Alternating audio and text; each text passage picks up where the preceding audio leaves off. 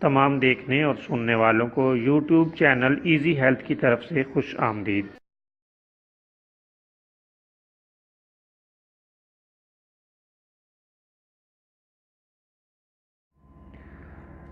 آج جو ویڈیو ہم آپ کی خدمت میں پیش کریں گے، اس میں آپ کو آنکھوں کا جالا، دھند وغیرہ دور کرنے کے لیے ایک لاجواب سرما بنانے کا طریقہ بتایا جائے گا۔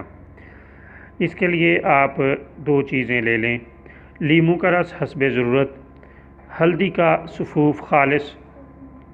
بنانے کا طریقہ یہ ہے کہ ہلدی کے سفوف کو لے کر اس میں تھوڑا تھوڑا لیموں کا رس ڈال کر 14 گھنٹے تک کھرل کریں اور باریک سرما بنا لیں۔